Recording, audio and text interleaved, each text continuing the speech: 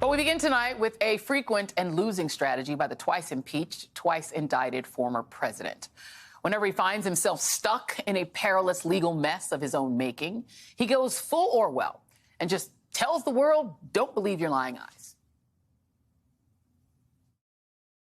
Just stick with us. It would just magically present a different conversation. He even mentioned it again this afternoon. They ended up impeaching me over a perfect phone call. Congratulations on winning. That was a call to Ukraine.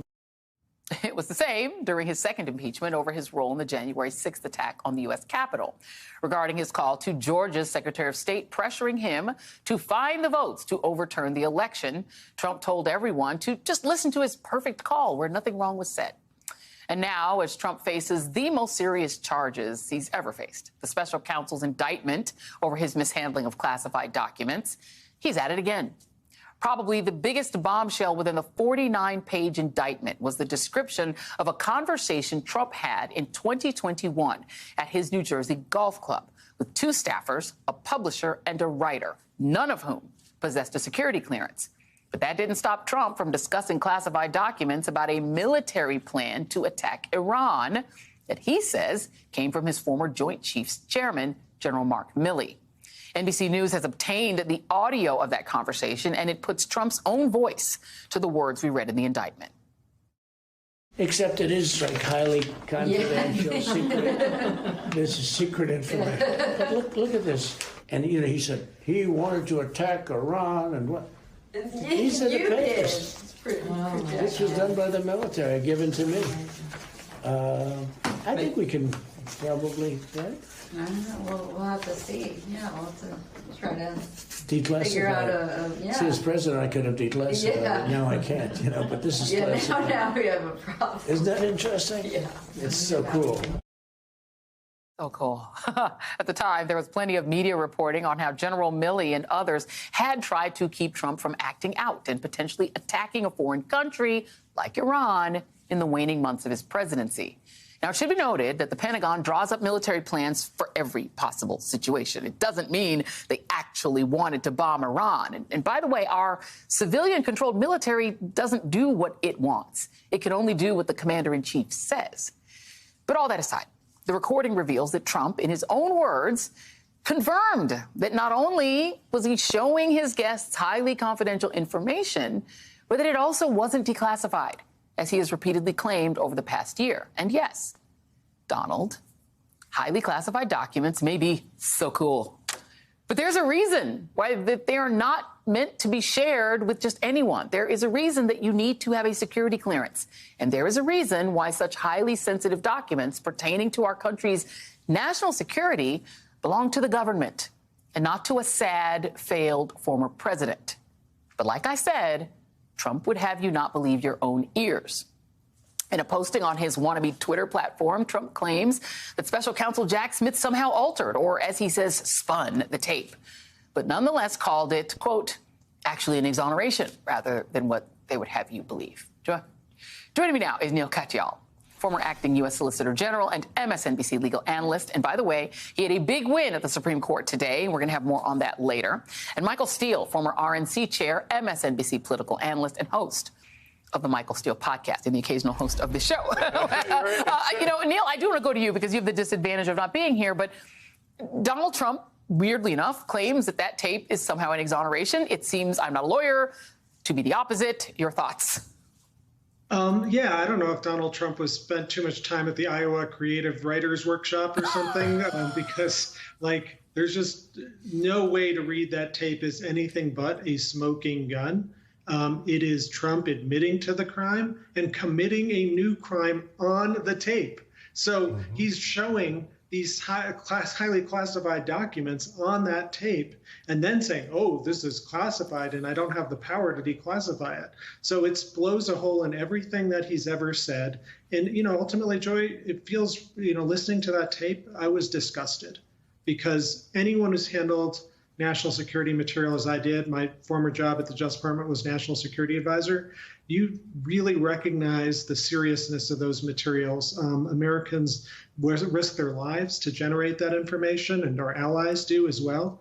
And to treat it so cavalierly and to say on the tape, oh, it's so cool that I have these documents.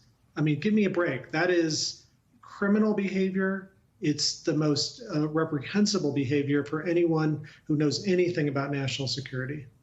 Right. I mean, Michael, you've been around a lot of politicians. You've been in the game for a hot minute. The way he's, you can hear him waving this stuff around and talking about it.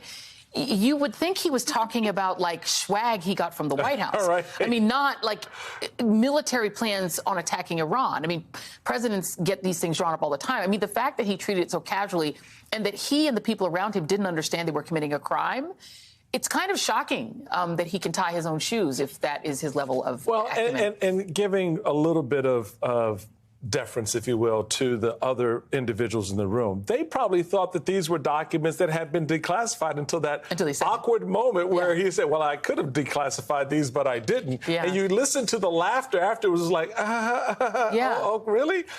Look, the reality of it is Donald Trump had a plan for these papers. Regardless of what anything else you want to say, he saw this as items that he could use to leverage for payment, for whatever other interests he has that he want to say, hey, I got this. If you give me that, you can have it too.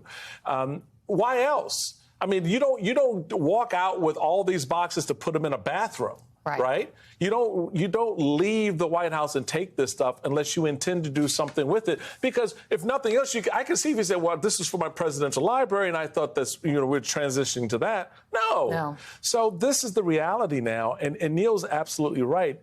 The worst part of this is that of everybody in the room, he of all people should know the value of the information he has because he has generals, national security advisors telling him the sensitivities around these documents and why it's important that they be kept secret. And, Neil, to that very point, the thing that's also kind of alarming is that when you think about what Jack Smith has known and how long he has known it, he referenced very specifically, and it doesn't seem to me that Jack Smith is doing anything by accident. In the indictment, they were very specific about conversations, including this one, and now we hear the tape of it.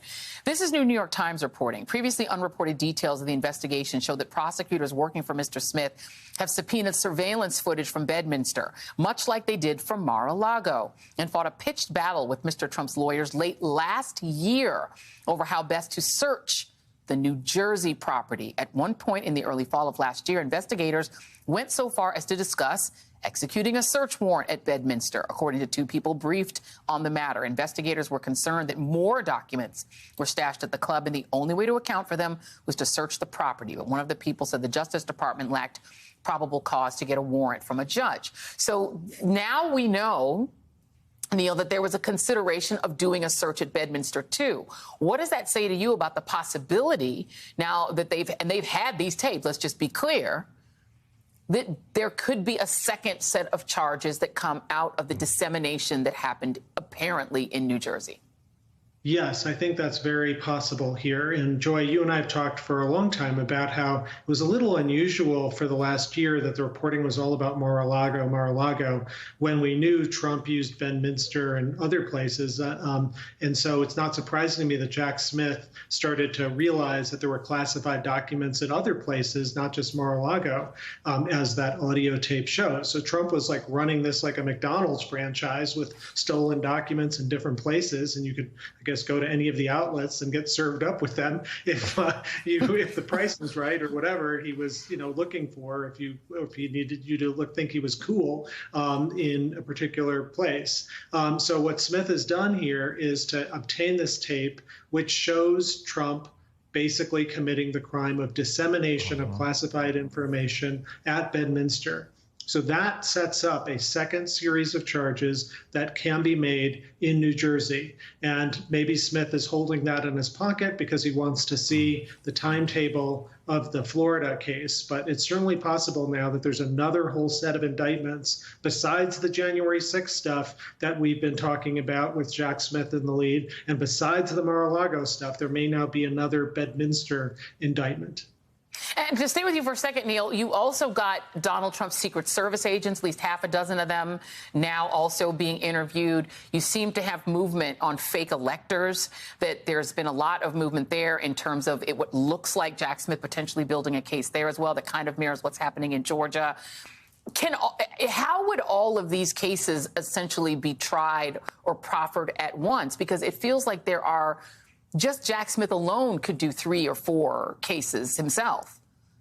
Yeah, I know exactly, Joy. I mean, if this were a TV show, we're like only in season 2 of what's likely to be a 5 or 6 season special at this point. Jack Smith is certainly moving, it looks to me, to indict Trump for January 6th. The Secret Service, bringing them in to testify before the grand jury is an extraordinary step. The Secret Service agents were literally in the room or the car where all this stuff happened on January 6th and in the days before January 6th, and there is no privilege for Secret Service agents.